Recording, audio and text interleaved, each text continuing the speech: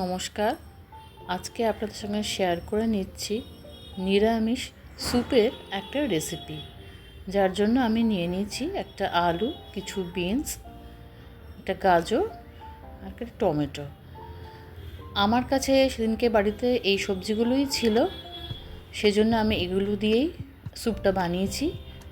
আপনারা আপনাদের বাড়িতে আর যা যা সবজি আছে সব সবজি দিয়ে স্যুপটা বানাতে পারেন। আচ্ছা, তার জন্য প্রথমেই আমি আলুটাকে খুব ছোটো ছোটো টুকরো করে কেটে নিলাম। তারপর আমি গাজরটাকেও একইভাবে খুব ছোটো ছোটো করে টুকরো করে কেটে নিচ্ছি।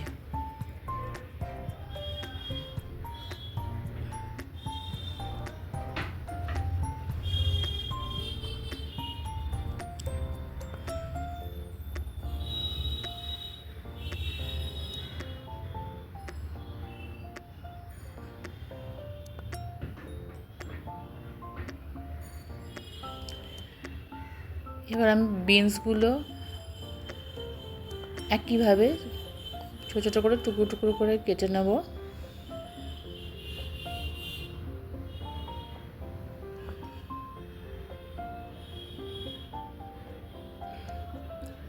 এবার যে টমেটোটা নিয়েছিলাম সেটাকে লম্বা লম্বা করে টুকরো করে কেটে নিলাম।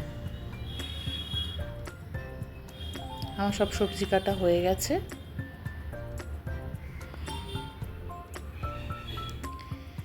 এবার সবজিগুলোকে খুব ভালো করে জল দিয়ে ধুয়ে নেব।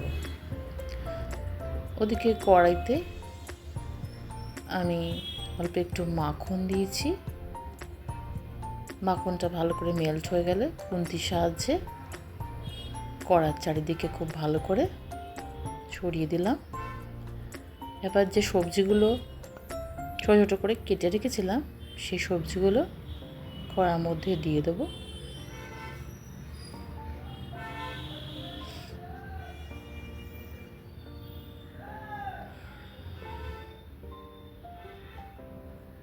এবার খুব ভালো করে সবজিগুলো নাড়তে থাকবো যাতে অল্প ভাজা ভাজা হয়।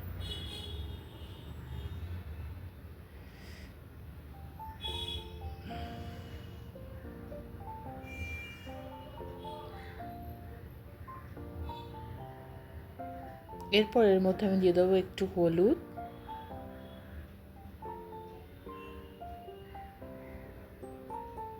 স্বাদ মতো নুন আর খুব অল্প পরিমাণ একটু চিনি টেস্টের জন্য দিলাম।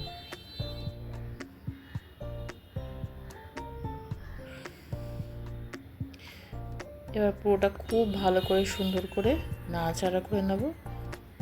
টমেটোগুলোকে খুন্তির সাহায্যে একটু স্ম্যাশ করে দেওয়ার চেষ্টা করব, আর একটু টুকরো করে দেওয়া।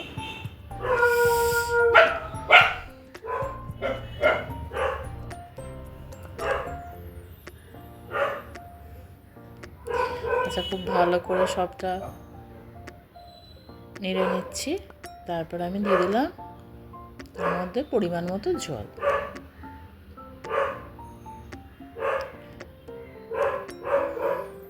জলটা একটু ফুটে উঠলে আমি একটা বাটিতে নিয়ে নিয়েছিলাম অল্প পরিমাণ কর্নফ্লাওয়ার। সেই কর্নফ্লাওয়ারটাকে জল একটু করে গুলে নিয়েছিলাম। সেই গোলা জলটা কড়ার মধ্যে দিয়ে দেব, আর দিয়ে দেবো অল্প পরিমাণে গোলমরিচের গুঁড়ো। পুরোটাকে খুব ভালো করে নাড়াচাড়া করে নেব।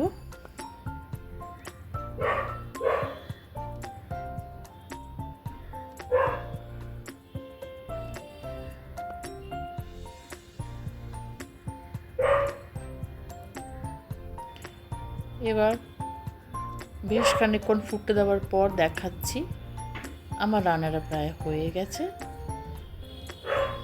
আমি একটা বাটিতে সার্ভ করে নিয়েছি। আমার রান্নাটা পুরোটা দেখার জন্য অসংখ্য ধন্যবাদ। যদি ভালো লাগে লাইক, কমেন্ট আর অবশ্যই সাবস্ক্রাইব করে দেবেন।